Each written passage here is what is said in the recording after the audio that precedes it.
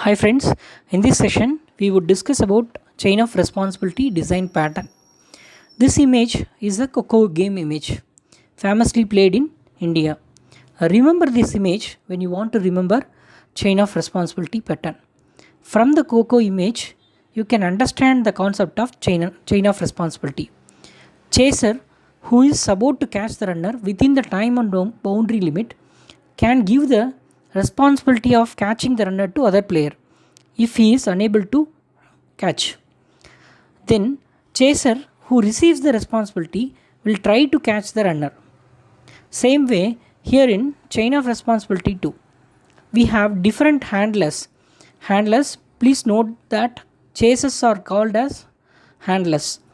Try to handle the request. If he is unable to do, then he would pass on to other handlers.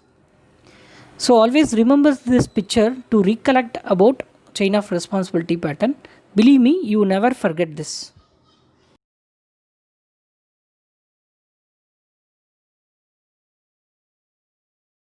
To discuss in detail, we shall go with the below flow. Number 1, definition and understanding theoretically. Number 2, uses and drawbacks. Number 3, when to use chain of responsibility pattern. Number 4, how to implement the pattern. Let's start with the definitions. Chain of responsibility pattern falls under behavioral pattern of gang of 4 design patterns in .NET. Each object in the chain acts as a handler and has a successor object. If it can handle the request, it does. Otherwise, it forwards the request to its successor. We shall see the uses and drawbacks. Commonly, it is used in Windows system to handle events like mouse clicks or keyboard events. Execution of the request is not guaranteed here. It may fall off the end of the chain if no object handles the request. This can either be taken as advantage or disadvantage. It's hard to observe and debug. So when we will use chain of responsibility pattern. So when you want to give chances to more than one object to handle the request, then in such cases you need to go for chain of responsibility. When you have set of handlers to handle a request, a scenario within you needs to pass a request to one handler among a list of handlers at runtime based on certain conditions. Exception handling system in C# is a good example of this pattern. Since an exception thrown by a piece of code in C# is handled by a set of try-catch block. Here, catch block acts as a possible handlers to handle the exception. Now for the how question, there are three components here. One is a client, which is a class that generates the request and passes it to the first handler in the chain of responsibility. Number 2 is handler. This is the abstract class that contains a member that holds the next handler in the chain and an associated method to set this successor. It also has an abstract method that must be implemented by concrete classes to handle the request or pass it to the next object in the pipeline. Number 3, concrete handler A and B. So if we have n number of concrete handler, then we will have concrete handler till n. These are concrete handler classes inherited from the handler class. These include the functionality to handle some requests and pass others to the next item in the chain of request. Let's discuss chain of responsibility pattern implementation practically. So when you take this code solution explorer, we have chain of responsibility client project, and then handler, and then concrete handler. The implementation of the handler goes here, concrete handler. And the job details is an object which holds like informations like ticket number, technology term, WCF, WPF, or if it is a backend application, it is a SQL, Oracle, And then if it is a Java, like it may be a Spring, J2EE, or Apache. If it is application type, then it may be web or Windows application or backend application. The ticket number would be the random number which should be generated related to this job details. Let's see like what is the implementation in the handler. We have a declaration in the abstract class. We have a set successor method which will be setting a successor uh, using this reference variable. As we don't have any instance for this class, we'll be having a reference variable which will be setting the successor to the current object. Get work done method is a method which will be used to get the work done for this job details. So we'll see the implementation of it in the concrete handler class. Consider a scenario like where you have three resources in your project. One is a .NET resource, one is a Java resource, another one is a SQL resource. New client is assigning a task to the board, and whoever is like having the skill set will be picking up the task from the board and will be working on it and getting the task done. We'll see like how to implement this requirement using the chain of responsibility pattern. When you see .NET resource class, you have abstract method. You have overridden the abstract method, get work done. Here it will be accepting the job details object, and job details application type will be compared to the Windows application. Basically, this is a .NET is a Windows application. Whatever used in this project is a Windows application, and then job technology term is a either of this technology term, WCF, either maybe WCF, WPF, or .NET. Concepts inside the technology like is not known by the client.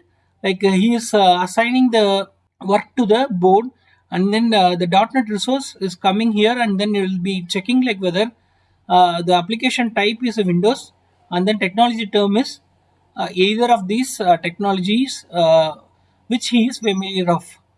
Okay, if it is falling under his skill set, then he will be picking up the task. Okay, and if it is not falling under his task, if it's not falling under his skill set, he'll be passing on to the successor.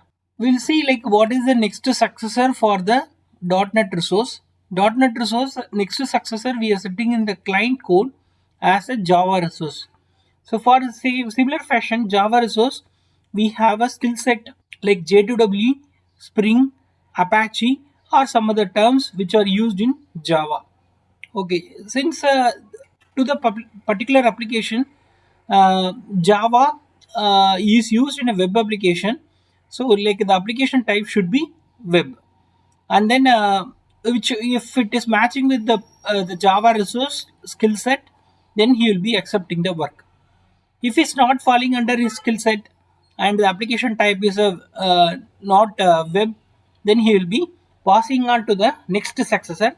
In our case, we have SQL resource. Let's see like what is the definition in the SQL resource. We have technologies used like SQL reports, Oracle, or some other like related to the terms like SQL.